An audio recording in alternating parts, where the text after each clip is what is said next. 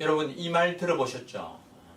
내일 지구의 종말이 온다 할지라도 나는 오늘 한 그루의 사과나무를 심겠다.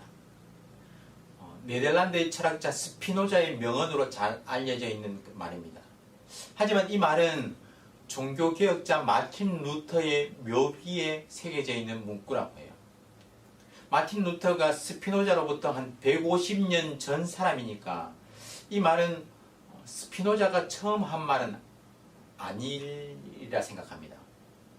루터가 한 말이거나 아니면 루터가 살던 당시 많은 사람들에게 회자되었던 어떤 명언이라고 생각합니다. 내일 지구의 종말이 온다 할지라도 나는 오늘 한 그루의 사과나무를 심겠다. 이 말은 내일 세상이 멸망한다 할지라도 나는 내가 생각하는 가장 소중한 일에 가치를 두며 그 일을 하겠다는 말입니다. 기독교적 가치관이 드러나는 명언이죠. 오늘 본문은 바벨론의 멸망에 관한 말씀입니다. 이 바벨론의 멸망에 대한 하나님의 예언을 마주하며 여러분들은 오늘 무엇을 심으시겠습니까? 무엇을 결단하시겠습니까? 오늘 말씀을 한번 살펴볼까요? 본문 1절은 바벨론의 멸망을 있는 그대로 선포합니다. 처녀딸 바벨론이여 내려와서 티끌에 앉으라.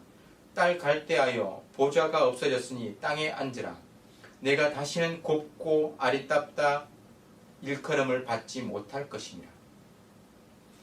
하나님은 처녀딸 바벨론을 티끌에 앉으라고 명령하십니다. 바벨론이 철저하게 멸망당해 죄로 변하게 될 것을 암시하는 말씀이죠. 바벨론을 처녀딸로 묘사하는 것도 의미가 있습니다. 처녀딸은 아직 한창 젊은 나이에 아름다움을 간직한 여인을 말합니다. 하지만 그 젊은 시기에 무너진다는 거예요. 사실 바벨론은 주전 626년쯤에 나라를 시작한 후에 주전 612년에 아수르의 수도 니느웨를 정복했습니다. 나라를 세운 지 14년 만에 강대국 아수르를 점령한 거예요.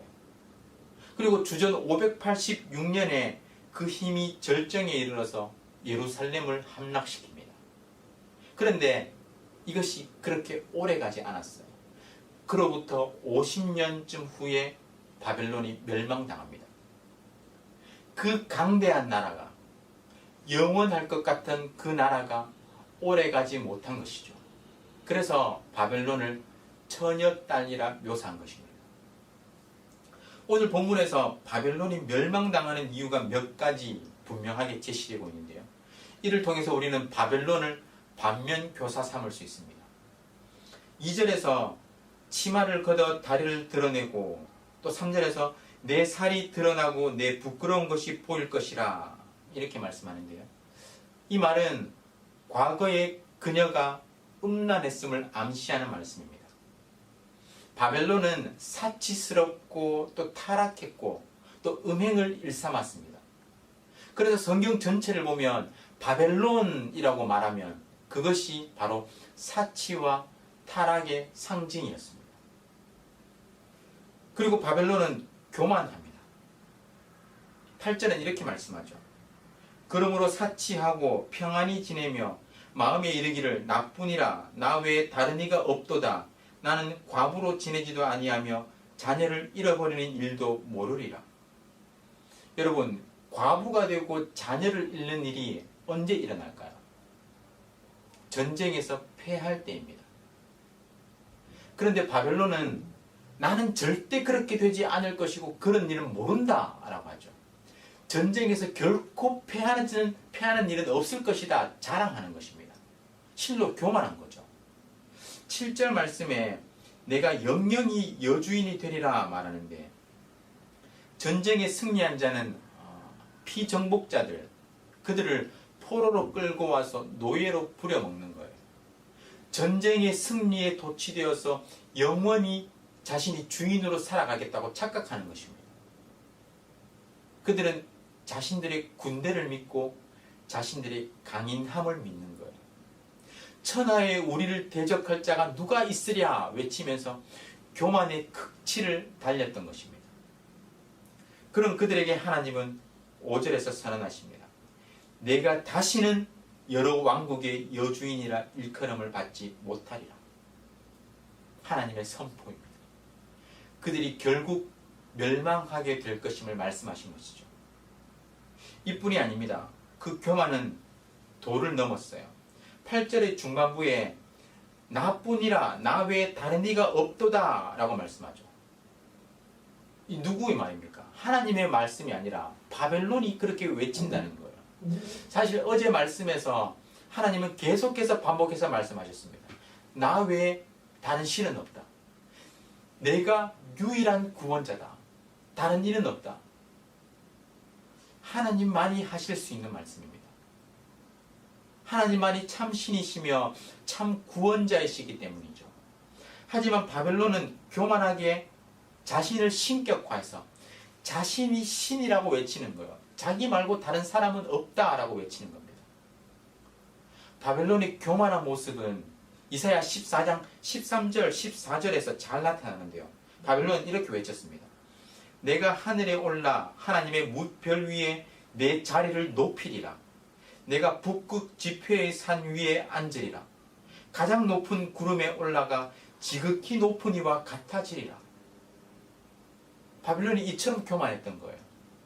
하지만 하나님은 그토록 교만하고 또 높은 자리에 앉고자 하는 그 바벨론을 낮추시고 또 낮추시는 것입니다. 이어지는 15절 말씀에서 네가 스올 곧 구덩이 맨 밑에 떨어짐을 당하리로다. 하나님께서 완전히 낮추시는 거예요. 심판하시는 것입니다.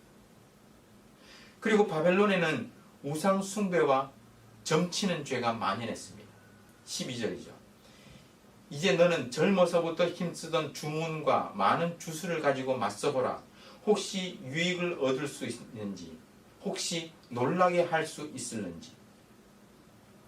주문과 주술은 우상을 섬기며 그 우상을 부리는 마술입니다.